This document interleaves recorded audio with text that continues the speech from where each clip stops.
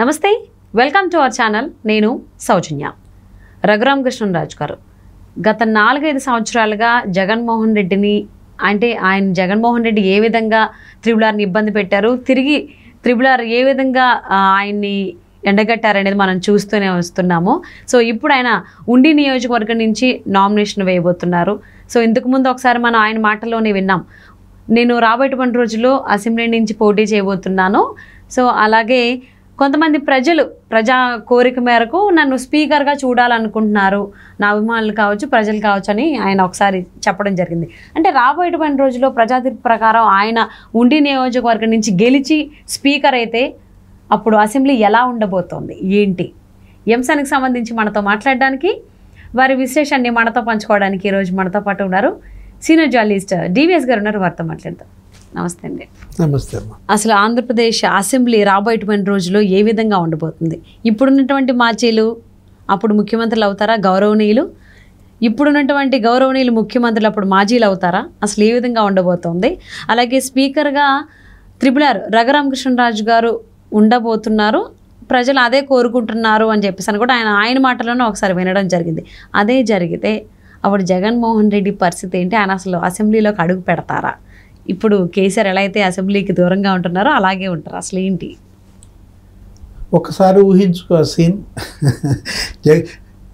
ఏది స్పీకర్ స్థానంలో రఘురామకృష్ణరాజు, అట్లాగే ప్రతిపక్ష నాయకుడిగా జగన్మోహన్ రెడ్డి గారు లేచి నుంచుని అధ్యక్ష అని అనబోతే స్పీకర్ స్థానంలో ఉన్న రఘురామకృష్ణరాజు కూర్చో అంటే ఏ విధంగా ఉండబోతోంది రాబోయే ప్రజా తీర్పు, రేపటి శాసనసభ ఎలా జరగబోతోంది అనే దానిపైనే ఇవాళ ఆంధ్రప్రదేశ్ ఉత్కంఠత.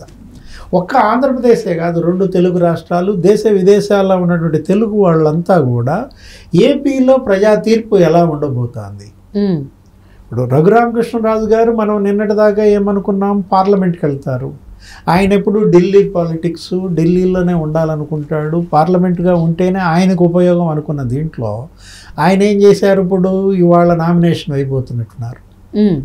ఉండి అసెంబ్లీకి నామినేషన్ వేస్తే గెలుస్తారు. ఎందుకంటే ఉండిలో ఇంతవరకు అసలు తెలుగుదేశం ఓడిపోవాలి. ఇప్పుడు గత 9 వరుస ఎన్నికల్లో మనం చూస్తే ఒక్కసారే ఎప్పుడో ఉండిలో ఓడిపోయారు తెలుగుదేశం.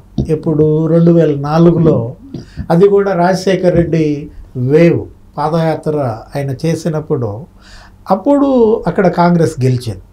అంతకుముందు 5 సార్లు కలిదిండి రామచంద్రరాజు ఆయన 5 సార్లు గెలిచాడు. తర్వాత శివ గెలిచాడు, కలవలపూడి శివరామరాజు. ఆ తర్వాత రామరాజు గెలిచాడు.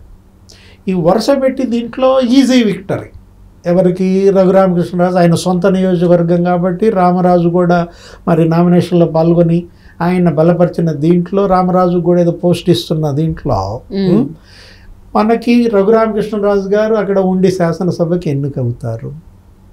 జగన్మోహన్ రెడ్డి గారు ఓడిపోతే ఆయన ప్రధాన ప్రతిపక్ష నాయకుడు అవుతాడు. మన మామూలుగా ఏంటి, మాజీ ముఖ్యమంత్రి చంద్రబాబు ముఖ్యమంత్రి అయి ప్రస్తుత ముఖ్యమంత్రి జగన్మోహన్ రెడ్డి అపోజిషన్ లీడర్. అప్పుడు శాసనసభ స్పీకర్గా రఘురామకృష్ణరాజు గారిని కనుక కూర్చోబెడితే జగన్మోహన్ రెడ్డి ఆయన ఫేస్ చేయగలడా? ఇది ఏంటంటే గత 20 ఏళ్ల అసెంబ్లీ చూసినప్పుడు, అంతకుముందు ఒక ఎత్తు, రాజశేఖర్ రెడ్డి సీఎం అయిన తర్వాత ఏం చేశారు, స్పీకర్ స్థానంలో అపోజిషన్ లీడర్కి కొరకుడు పడని వ్యక్తిని కూర్చోబెట్టడం బిగిన్ చేశారు.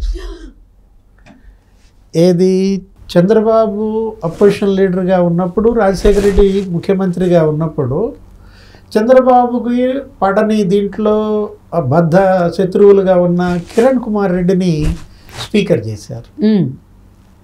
ఆ తర్వాత ఒక పీరియడ్ ఏంటి, నాదెండ్ల మనోహర్ స్పీకర్గా ఉన్నారు. ఇది నాదెండ్ల భాస్కర్ రావు తెలుగుదేశం నుంచి ఆ వైరుధ్యాల దీంట్లో మనోహర్ని స్పీకర్గా పెట్టారు. అట్లాగే మొన్న కూడా మనం చూసాం, విభజన తర్వాత జగన్మోహన్ రెడ్డి అపోజిషన్ లీడర్గా ఉన్నప్పుడు, చంద్రబాబు సీఎం అయినప్పుడు స్పీకర్ స్థానంలో కోడెల శివప్రసాద్కి జగన్మోహన్ రెడ్డికి పడేది కాదు.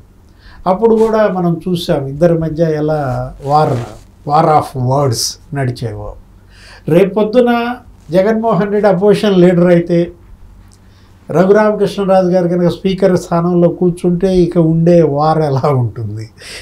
ఇవాళ ప్రజలందరి దృష్టి దానిపైన. శాసనసభలో ప్రజా సమస్యలు ప్రస్తావించాలి. ప్రతి నియోజకవర్గ సమస్యలు ఆ ప్రతినిధి ప్రస్తావించాలా. వాళ్ళకు ఉన్నటువంటి సాగునీటి సమస్యలు, తాగునీటి సమస్యలు, రోడ్లు, విద్య, వైద్యం, ఇది కదా శాసనసభ అంటే. దురదృష్టకర పరిణామాలు ఏంటంటే ఆంధ్రప్రదేశ్ శాసనసభ దాని యొక్క ప్రతిష్టని కోల్పోతారు. ఒక వార్ ఆఫ్ వర్డ్స్గా ఉండాల్సినటువంటి సభ వార్ ఆఫ్ మజిల్స్గా మారిపోతుంది.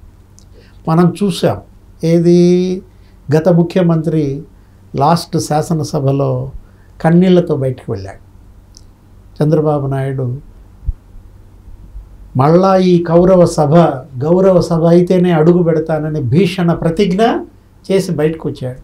ఆయన భార్యని దారుణంగా అవమానించారు. ఎక్కడ? సభలో. వైసీపీ ఎమ్మెల్యేలు, మంత్రులు తన భార్యని దారుణంగా అవమానించడం తట్టుకోలేక కన్నీళ్లు పెట్టుకుని చంద్రబాబు బయటకు వచ్చి శపథం చేశాడనమాట. మళ్ళా గౌరవ సభ అయితేనే అడుగు పెడతానన్న దీంట్లో ఇప్పుడు మరి కౌరవ సభ అన్న చెడ్డ పేరు తెచ్చుకున్నటువంటి ఆంధ్రప్రదేశ్ శాసనసభ గౌరవ సభగా మారుతుందా?